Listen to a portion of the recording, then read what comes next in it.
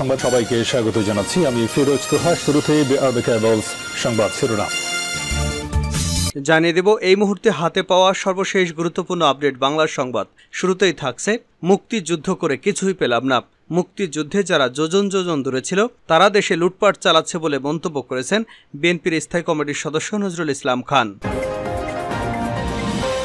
এবারে জানাবো জামায়াতের রাজনৈতিক কৌশল বা প্রক্রিয়াকে অত্যন্ত বিজ্ঞানসম্মত বলে উল্লেখ করলেও দলটি রাজনীতিকে সমর্থন করেন না বলে জানিয়েছেন বিএনপির মহাসচিব মির্জা ফখরুল ইসলাম আলমগীর।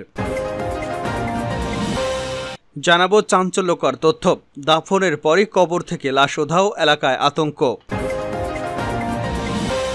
এবারে থাকছে এই প্রথম লোহার খাঁচায় দাঁড়াতে হলো, এটা অভিশপ্ত জীবনের একটা অংশ, ডক্টর ইউনূস। জানিয়ে দেব ট্রান্সপারেন্সি ইন্টারন্যাশনাল বাংলাদেশ টিআইবির নির্বাহী পরিচালক ডক্টর ইফতেখারুজ্জামান বলেছেন, আমরা একটি সংসদ পেয়েছি, সেটা হচ্ছে ক্ষমতাসীন দলের একচ্ছত্র ভুবন, সেখানে বিরোধী দল নেই। এবং সর্বশেষ জানাবো আন্তর্জাতিক সংবাদ। ভারতে প্রচণ্ড গরমে একদিনে 85 জনের মৃত্যু। প্রচণ্ড তাপপ্রবাহে ভারতের উড়িষ্যা, বিহার, ঝাড়খণ্ড, রাজস্থান ও উত্তরপ্রদেশে একদিনের 85 জনের মৃত্যু হয়েছে। এর মধ্যে বিহার রাজ্যের ঔরঙ্গাবাদ জেলায় সর্বোচ্চ মারা গেছে 19 জন। বৃহস্পতিবার সেখানে তাপমাত্রা উঠেছিল 48.9 ডিগ্রি সেলসিয়াসে।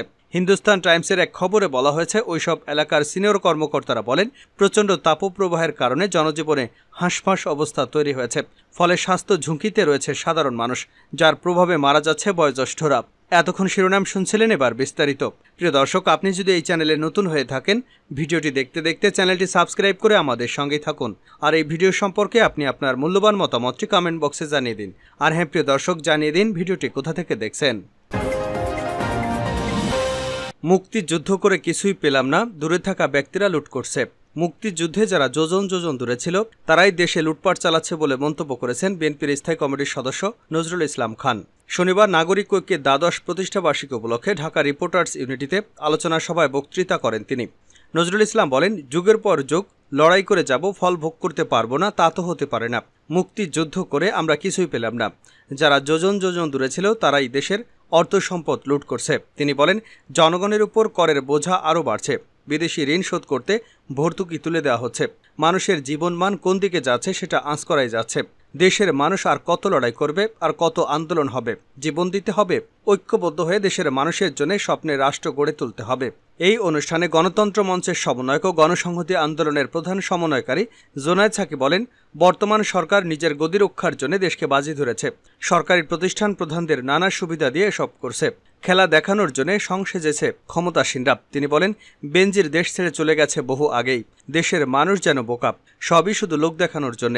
এখন যদি বেনজির বা আজিজকে শাস্তি দেয়, তাহলে এখন যারা সার্ভিস দিচ্ছে তারাও তো আর দিতে পারবে না। বর্তমান ফ্যাসিস্ট সরকারকে ক্ষমতা থেকে নামানোর আন্দোলন কোনো নির্দিষ্ট দলে নয়, এ আন্দোলন সবার।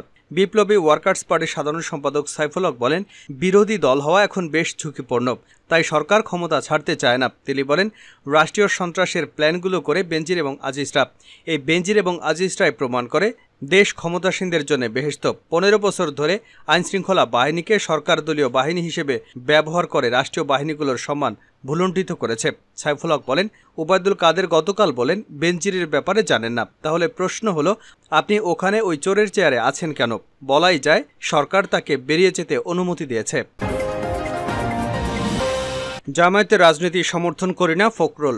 জামায়াতের রাজনীতির কৌশল বা প্রক্রিয়াকে অত্যন্ত বিজ্ঞানসম্মত বলে উল্লেখ করলেও দলটি রাজনীতিকে সমর্থন করেন না বলে জানিয়েছেন বিএনপির মহাসচিব মির্জা ফখরুল ইসলাম আলমগীর। তিনি বলেছেন, আমরা শুধু স্লোগান দিয়ে রাজনীতি করতে চাই, শুধু স্লোগানে রাজনীতি করলে হবে না, জেনে শুনে রাজনীতি করতে হবে।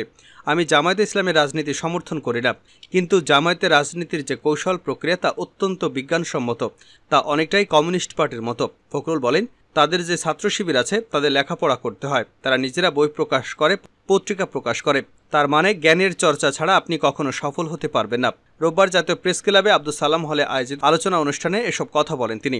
বিএনপির প্রতিষ্ঠাতা জিয়াউর রহমানের 43তম শাহাদাত বার্ষিকী উপলক্ষে এ অনুষ্ঠানের আয়োজন করে জিয়াউর রহমান ফাউন্ডেশন।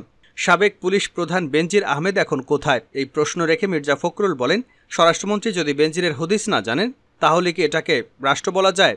বন্দুক দেওয়া হয়েছে গুলি করবার জন্য। দায়িত্ব থাকাকালীন বেনজিরের দাম্ভিকতার সঙ্গে অধস্তনদের এমন নির্দেশনা দিতেন। তার নির্দেশে অনেক মানুষকে হত্যা করা হয়েছে। লুটেরা সরকারকে ঠেকাতে না পারলে দেশের অস্তিত্ব টিকে থাকবে না বলেও মন্তব্য করেন তিনি। সাধারণ মানুষকে যাদের রক্ষা করবার কথা, সেই সাবেক পুলিশ প্রধান, সেনাপ্রধানের নামে লুটপাটের খবর বেরোচ্ছে।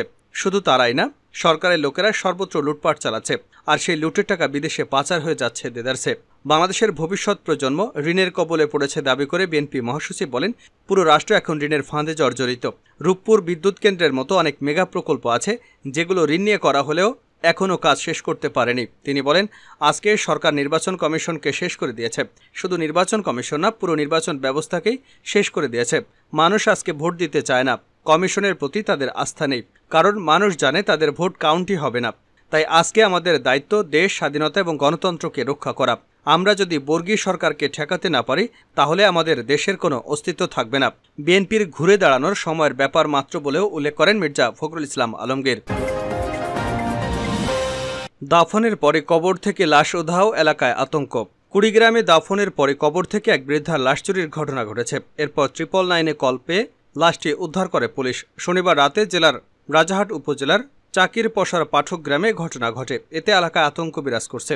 রাজারহাট থানার ওসি মুস্তাফিজুর রহমান বিষয়টি নিশ্চিত করে বলেন, নূরজাহান বেগম 78 নামের এক বৃদ্ধা চিকিৎসাধীন অবস্থায় শনিবার দুপুর 1:45-টার দিকে রাজারহাট উপজেলা স্বাস্থ্য কমপ্লেক্সের হাসপাতালে মারা যান। ওই দিনই বাদ মাগরিব পাঠক গ্রামের তেঁতুলতলা জামে মসজিদ সংলগ্ন কবরস্থানে তাকে দাফন করা হয়। রাত 10:30টার দিকে মৃতের ছোট ছেলে নুরুল হুদা নবাব 35 কবরস্থানে গিয়ে কবরের উত্তরাংশ উন্মুক্ত দেখতে পান। পরে তিনি নিশ্চিত হন তার মায়ের লাশ কবরস্থান থেকে চুরি হয়ে গেছে এবং পরিবারের সদস্যদের বিষয়টি জানান।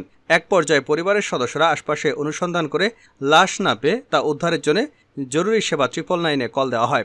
সংবাদ পেয়ে ওসি দ্রুত ঘটনাস্থলে গিয়ে কবর উন্মুক্ত করে দেখতে পান।